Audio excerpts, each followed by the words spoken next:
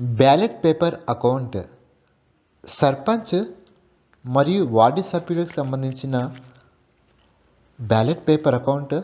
వేరువేరుగా నింపాలి. నింపవలసినవి: ward number రాయాలి, గ్రామ పంచాయతీ పేరు రాయాలి, ప్రాదేశిక నియోజకవర్గం పేరు రాయాలి, మండలం పేరు రాయాలి, వార్డు మెంబర్ రాయాలి, గ్రామ పంచాయతీ పేరు రాయాలి, పోలింగ్ స్టేషన్ రాయాలి, పోలింగ్ స్టేషన్ పేరు రాయాలి, పోలింగ్ స్టేషన్కు ఇవ్వబడిన బ్యాలెట్ పేపర్ల వరుస సంఖ్యలు రాయాలి, మొత్తం ఎన్ని బ్యాలెట్ పేపర్లు ఉన్నాయో రాయాలి, వినియోగించిన బ్యాలెట్ పేపర్లు రాయాలి, ప్రిసైడింగ్ అధికారి సంతకంతో ఉన్న బ్యాలెట్ వివరాలు తెలపాలి, ప్రిసైడింగ్ అధికారి సంతకం లేనివి ఎన్నో రాయాలి, ఏ అండ్ బి కలిపి రాయాలి, పోలింగ్ స్టేషన్లో ఉపయోగించిన బ్యాలెట్ పేపర్ల సంఖ్య రాయాలి, పోలింగ్ స్టేషన్లో వినియోగించని బ్యాలెట్ పేపర్లు సంఖ్య రాయాలి,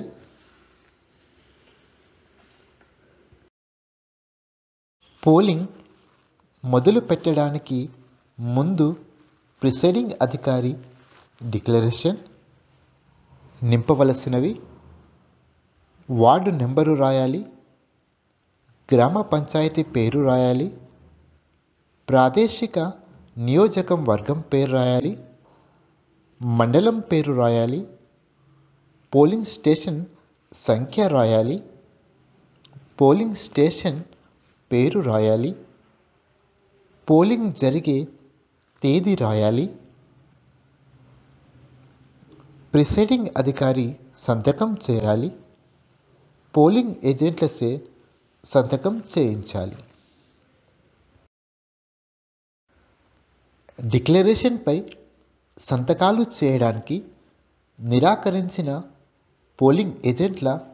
సంతకాలు తీసుకోవాలి. ఒకవేళ రెండవ బ్యాలెట్ బాక్స్ని ఉపయోగించే సమయంలో ప్రిసైడింగ్ అధికారి యొక్క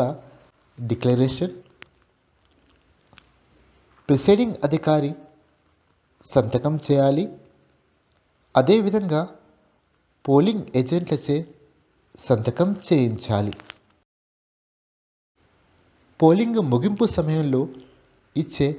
డిక్లరేషన్ నింపవలసినవి: పోలింగ్ ఏజెంట్ల సంతకాలు చేయించాలి,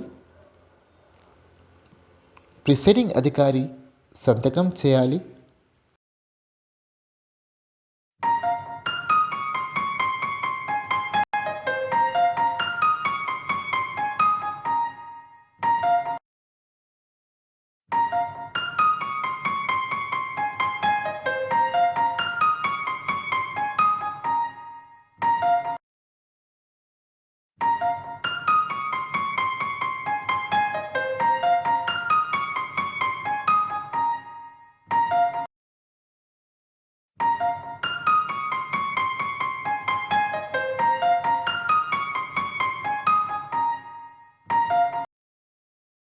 పోలింగ్ స్టేషన్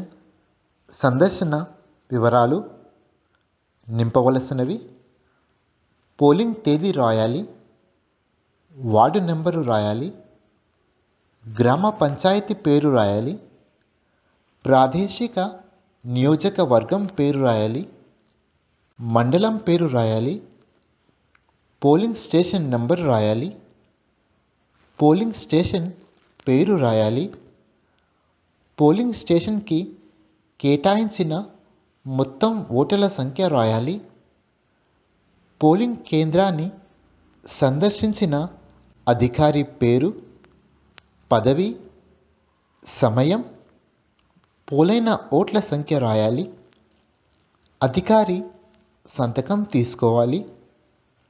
ప్రిసైడింగ్ అధికారి సంతకం చేయాలి.